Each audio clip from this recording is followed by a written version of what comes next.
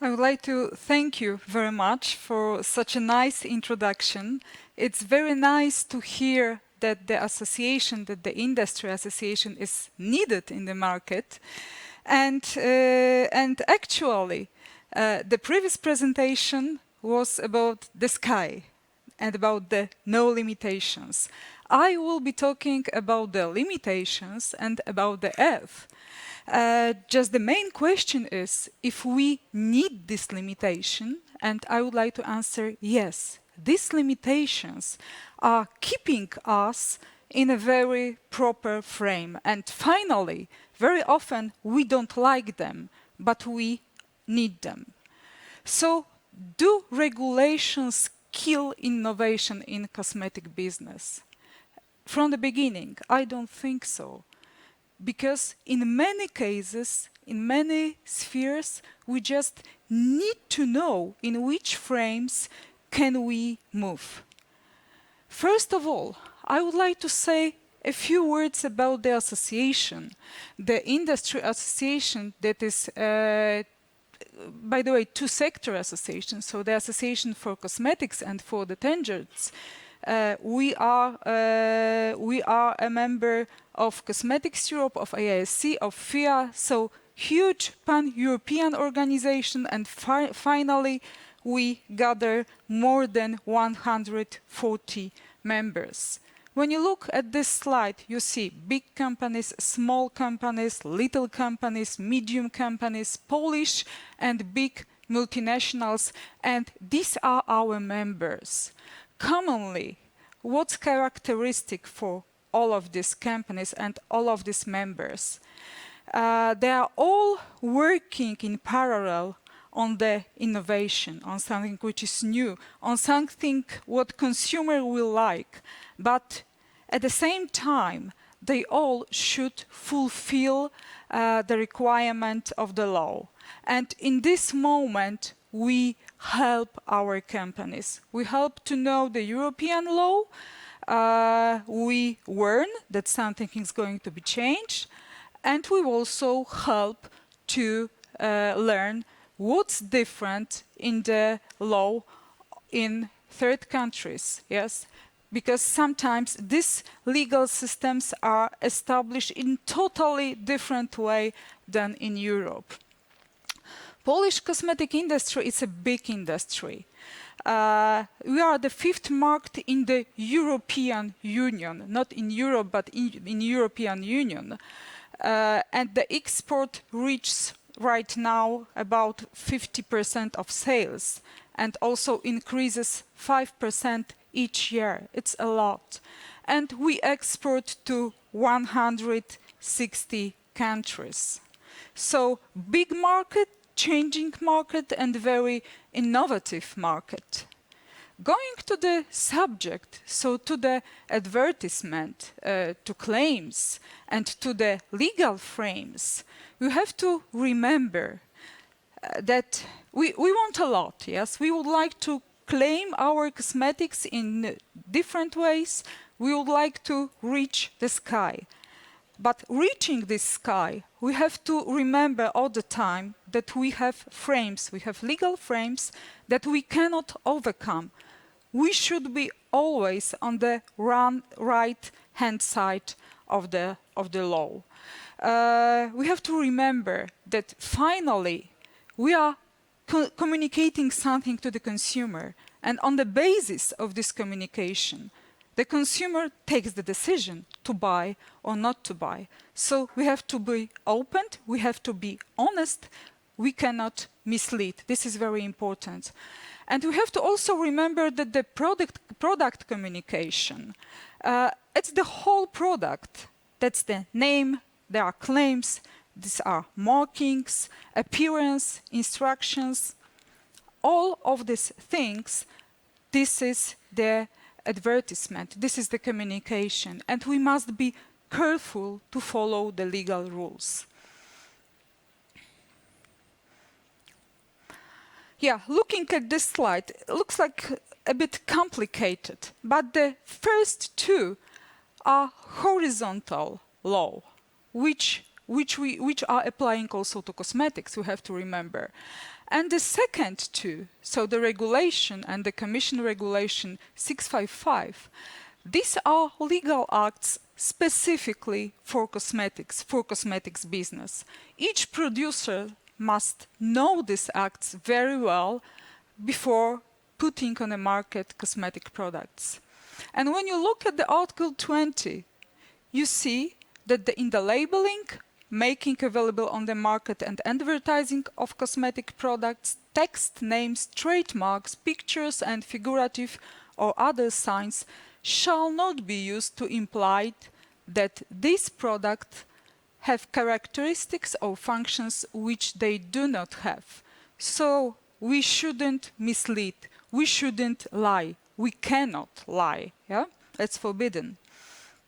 And also, the other act, the Regulation 655, which states that there are common criteria and our product must be compliant with the common criteria.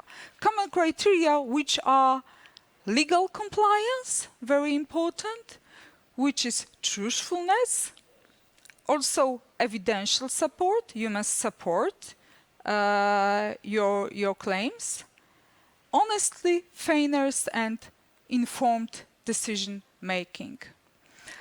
That's the technical document that has been translated and adopted in the association by our members, and it's good to follow it. It's not the legally binding law, it's just the technical document, but let's remember that inspections also use it. Going to the legal compliance, when we claim that the product complies with provisions of the EU cosmetics legislation, we cannot claim like this. It's just forbidden.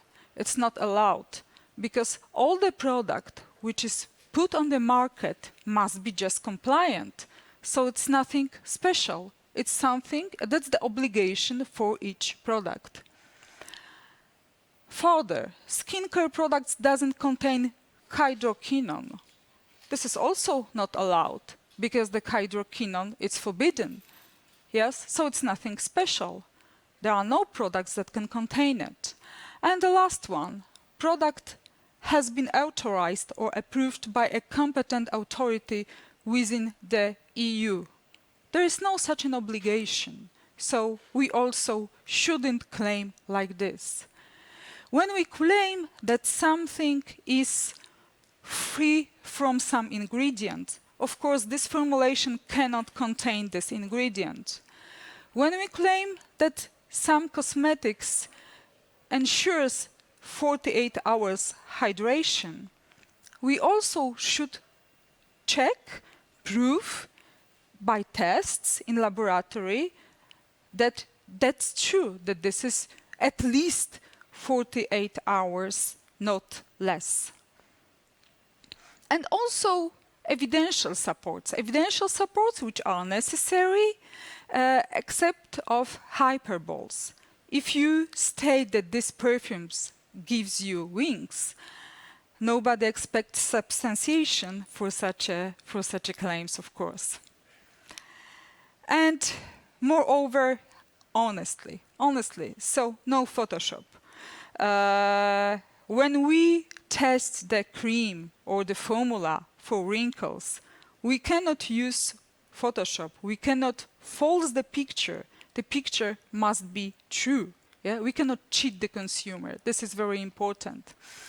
And the fairness to our competitors. Because when we say that contrary to the product of my neighbor, my product doesn't contain some of ingredients, in this moment I'm saying my products are better than his products. We shouldn't do it. We cannot do this. All well tolerated as it doesn't contain mineral oils. Why? Why mineral oils? Low in allergens because without preservatives. This sentence suggests that all preservatives are allergens. I can read it in this way. So, also, this is not a law. when we claim something, we have to substantiate. We have to prove. And what's important, that these tests must be done at first in good laboratory, by people who are educated, by people who are doing this for a long time with a huge experience. This is very important. And it must be also documented. So it must be written in documentation that we are able to substantiate our claims. Frequently used claims, like, for example, tested under medical supervision. That's okay, because we are just saying that the doctor, medical doctor, dentist was present during the tests, or dermatologically tested.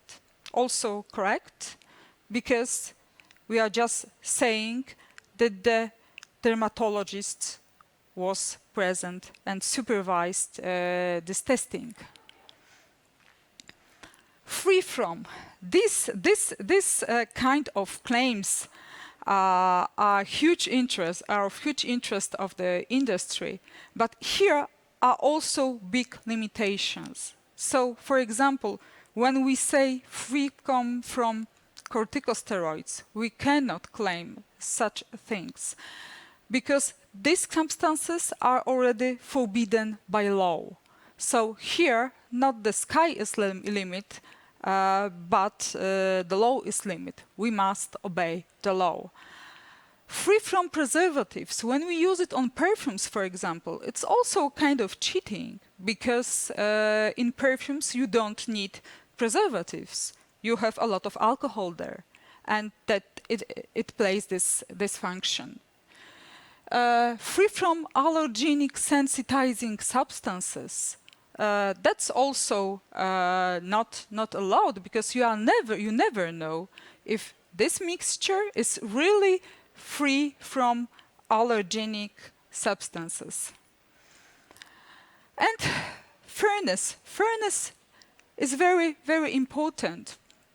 Many discussions around the parabens. And when you look at the technical document issued by the European Commission for the cosmetic industry in Europe, it's very clearly written that if you claim free from parabens, it shouldn't be accepted, because this denigrating the entire group of parabens, and part of them are totally allowed and used in cosmetics. So why should we denigrate the whole group? There are some claims which are just informative, which are not denigrating, but which are playing informative role. And they are correct. Like, for example, free from alcohol in mouthwashes. If you are a family and you want to buy the mouthwash for your children, you are looking for such a products. And this claim is just giving you the information. Free of animal-derived ingredients for vegans. If you are vegan, you want to avoid it, you have the information. Free of silicones in products for thin and delicate hair. Also totally accepted, because if you have such a hair, you would like to avoid silicones. Very shortly about the hypoallergenic claims. I would just like to say that nobody can guarantee that the mixture will not run the allergy in the person. It's always very, very personal reaction.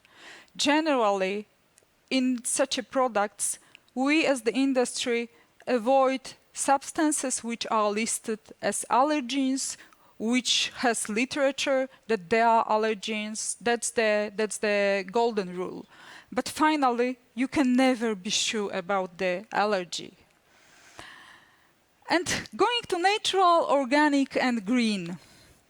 Looking at the market, how is it changing, how the life is changing, and how consumers are looking for such a claims and for such a products, I would like just to emphasize one thing. that we cannot say that the natural is safer, never.